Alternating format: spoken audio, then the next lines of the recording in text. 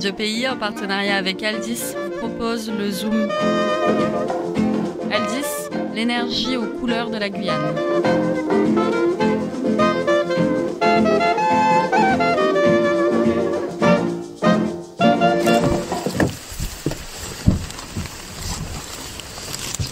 Salut chers auditeurs de Radio Pays.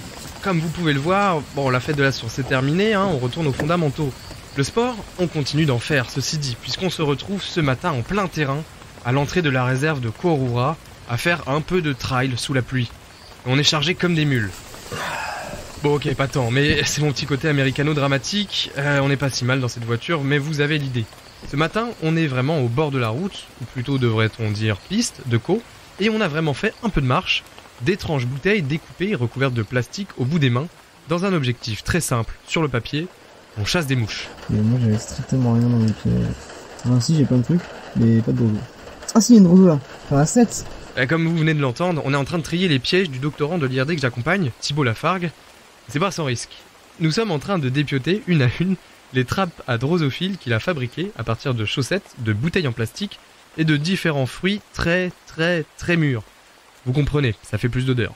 Et, un peu comme pour les moustiques, au nourag, c'est les doigts collants de Chadec, de Montbain ou d'autres fruits en décomposition que je me saisis avec un plaisir immense de mon outil de capture préféré, l'aspirateur à bouche. Quel plaisir, c'est de l'ASMR à ce niveau.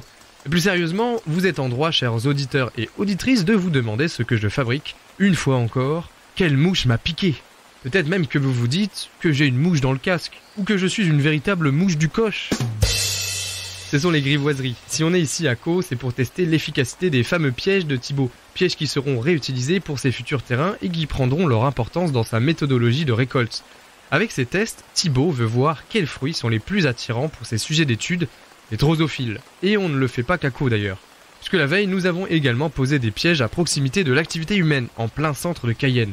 Bon, tout ça c'est bien joli, maintenant on comprend un petit peu mieux pourquoi Thibaut et moi-même nous nous sommes enfermés à l'arrière d'une voiture sous une pluie diluvienne à trier des bouteilles recouvertes de plastique et remplies de fruits en décomposition. Mais ça ne répond pas à notre problématique du jour. À quoi ça sert d'étudier les drosophiles ?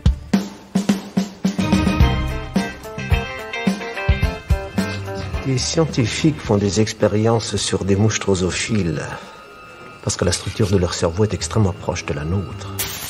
Bon, un peu de sérieux, avant toute chose, rappelons ce qu'est un drosophile.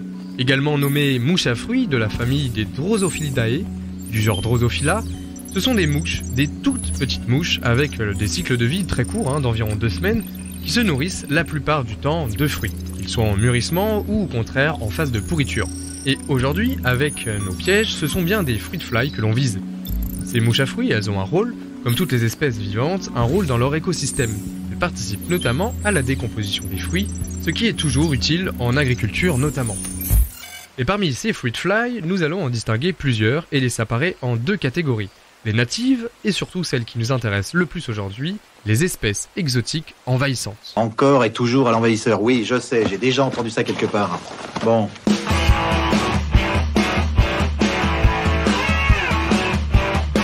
Mais pour être considéré comme une espèce exotique envahissante, il faut faire quoi ? Déjà, il faut être introduit dans un milieu qui n'est pas le sien, en dehors de son aire de répartition naturelle. Ça peut arriver de manière naturelle justement, mais en ce moment, on peut surtout faire confiance à l'homme pour provoquer et accélérer ce genre de dynamique, directement ou indirectement.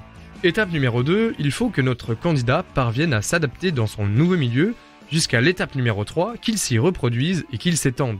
Ce n'est pas forcément chose facile, mais grâce à l'homme, les candidats sont nombreux et on a forcément quelques petits malins qui arrivent à s'en sortir.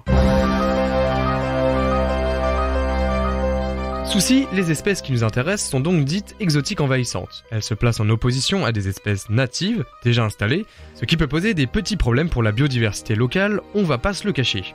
Ces nouveaux arrivants, s'ils sont présents, ont en effet a priori forcément un impact sur leur nouveau milieu. Des impacts directs que l'on peut deviner, donc par exemple amener de la concurrence sur une source de nourriture qui est à la base censée être exploitée par des espèces natives, ou alors des espèces qui se mettent un petit peu sur la tronche, comme avec par exemple les frelons asiatiques qui se sont répandus en Europe en quelques années et qui au passage ont décimé des abeilles et des frelons européens sur leur chemin. Mais on a aussi d'autres conséquences beaucoup plus indirectes. Et une fois n'est pas coutume, je vais m'appuyer sur l'histoire humaine pour illustrer mon propos. Rémi, c'est ton moment. Bonjour chers auditeurs, Timothée m'a lancé le défi de vous expliquer le point commun entre la colonisation des Amériques et la répartition des mouches drosophiles. Croyez-moi, c'est bien plus évident qu'il n'y paraît, je vous explique. Quand les Européens arrivent aux Amériques en 1492, ils introduisent des maladies au nom bizarre comme la variole, qui provoque des éruptions de pustules, le typhus et ses très jolis boutons décoratifs, le choléra et la peste, qui se passent de présentation, et plus simplement la grippe, dont vous avez déjà entendu parler, je crois. Le problème, me demandez-vous? Les Amérindiens ne sont pas immunisés contre ces maladies qui, en fait, n'existent pas vraiment aux Amériques. Et donc, il va se passer ce que les historiens appellent le choc microbien de la conquête des Amériques, c'est-à-dire une véritable hécatombe parmi les populations américaines qui n'ont pas pu développer l'accoutumance organique nécessaire pour lutter efficacement contre ces maladies.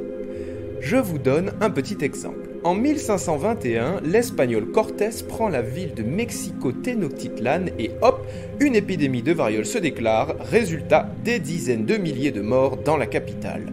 On suppose qu'il y avait environ 100 millions d'habitants sur le continent avant l'arrivée des colons. Une cinquantaine d'années après, les Amériques avaient perdu entre 80 et 90% de leur population totale.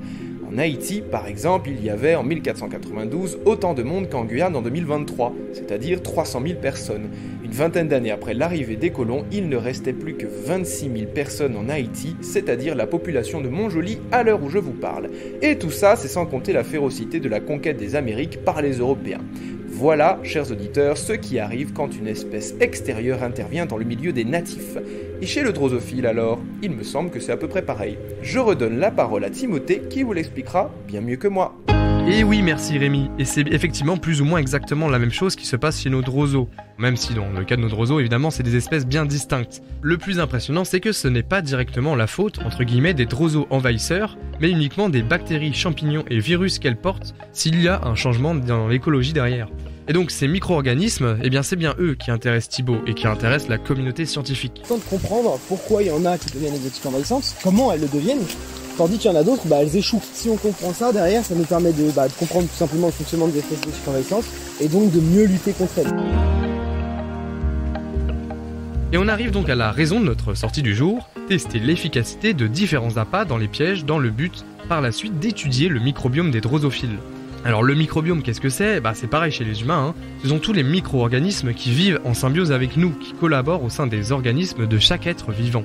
Nous par exemple, chez les humains, ils nous permettent, entre autres choses, une bonne digestion, c'est ce qu'on appelle la flore intestinale, ou encore de nous protéger contre des pathogènes. Et ces microbiomes, dans le succès ou non des espèces envahissantes de drosophiles, ils pourraient bien jouer un rôle majeur. Ainsi donc, voici à quoi serviront ces pièges. Capturer suffisamment de drosos natifs et invasifs pour pouvoir lancer un élevage de chacun, avec plusieurs espèces, afin de décrire leur microbiome, puis d'en étudier l'évolution.